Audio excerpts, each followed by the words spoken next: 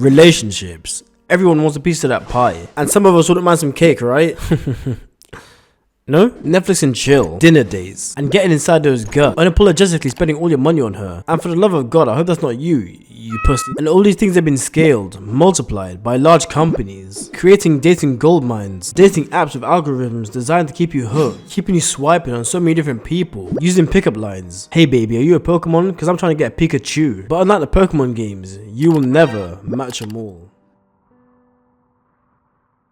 You wake up to no messages on your phone, not even from your mom. Why do I get no girls? I'm smart, I'm ambitious, I smell amazing. It must be the girls, there's something wrong with them. There's definitely nothing wrong with me. But there it is, Tinder, Hinge, the answer to my problems. The holy grail of dating, the best way to meet girls, the best way to get laid, or find love. These apps are amazing. Look, so many girls, it's amazing. There's more girls than the sorority, there's more girls than the GTA strip club, there's more girls than the bar at a nightclub. Don't worry baby, I'll buy you a drink. I'll spend all my money on you. Tinder, Hinge, Bumble, Kiss and Mingle, what the fuck? Swiping all day, meeting women of all different shapes and sizes. It's like a metropolis, all the women at your disposal, and your dating life is going off. It's taking off like a jet, but similar to a jet engine, the product is toxic. Dating apps are not the answer to your problems and maybe the reason for your terror. Getting caught in the world of toxic dating, not meeting women, not meeting people naturally, and with each swipe, with each match, with each super like, you may have Tinder Gold, but you're also paying with your soul. And maybe something even more sinister is happening.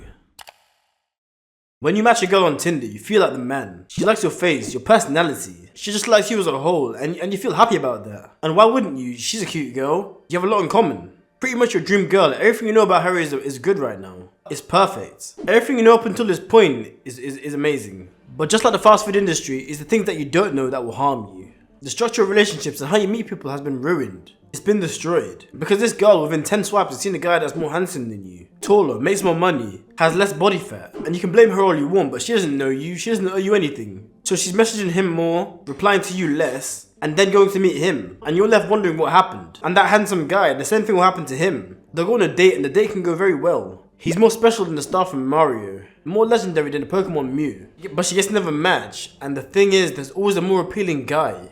Cause when you have a never-ending bag of Skittles, she'll always choose the red ones. Unless you want to taste the whole rainbow, and I ain't shaming anyone. But the way your grandparents used to date, that's dead. Before dating apps, your competition would be the guys in your neighborhood. A lot of guys would be at work and not meet this girl at all. We'd never come into contact with that girl. It'd be only the bravest and most charming guys. The guys with the bravery and the maturity to come talk to her and essentially kind of impress her. And as a man of self-improvement, a guy in the gym, a guy working himself every day, that probably would have been you. But now you have guys across the globe interacting with girls in your hometown. You're put into comparison with so many other guys. All those other guys she's matched, and trust me, she has a lot of matches. Now I'm not saying she's promiscuous or will even meet these guys, but facts don't care about your feelings. An attractive girl on dating apps will always have loads of matches. So now, just like an NPC in a video game, your unique design, your funny phrases, charisma and charm are all undermined by quantity.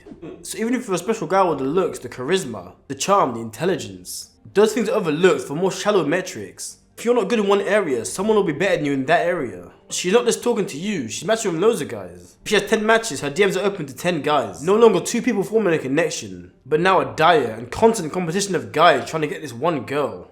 And if she's on Tinder, she might not even be wifey. Of course there are exceptions, but the fact still remains. Dating on Tinder is a competition, not a place for 2 people to learn the most about each other as possible. It just isn't. So you're probably wondering how you get a good relationship in this day and age. How can you find a good quality woman without using dating apps? Can these girls love you and only you and not find other guys? Or are you doomed to dating apps with algorithms that don't even favor you? Well, there is a method, and it's gonna seem like you're already doing this, but I promise you, you're not. All you have to do is live. What the hell? I've been alive for 20 years. And although that may be true, have you really been living?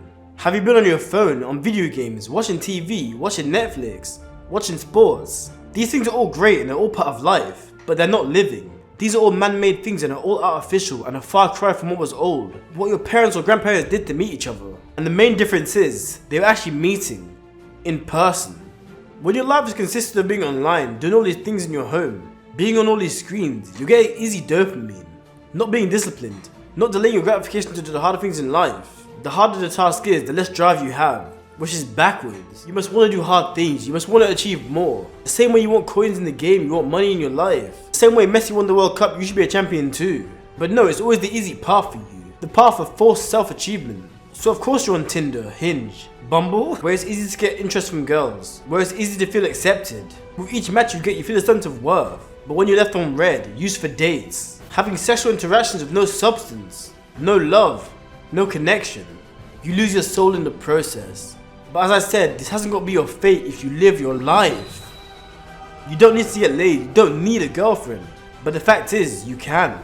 But there's no desperation to get these apps. There's no desperation to swipe on Tinder, Hinge, hoping to smash, hoping to get a date. Stop taking shortcuts. Cause short-term work gets you short-term results. You don't make long-term wealth. You don't gain long-term discipline. You don't find a long-term woman. A woman that's down for you. So right now, meditate. Read your books. Stay on your purpose. Stay on your grind. Go outside. Socialize. Meet real people. And then you'll meet the woman. You'll be developed. You'll be ready. And be judged on who you are. Judged on what you bring to the table. And not be judged by a profile with a short description in a Yu-Gi-Oh card. And of course you want to get a baddie with blue eyes. Or snag yourself a dark magician girl. But remember, stay off the dating apps. Meet your match organically. And I promise, if you prioritize living, if you take the right steps, you won't be sorry. And maybe you do end up swiping. And you might get matches. But just make sure you're a match in real life. Cause you will take L's.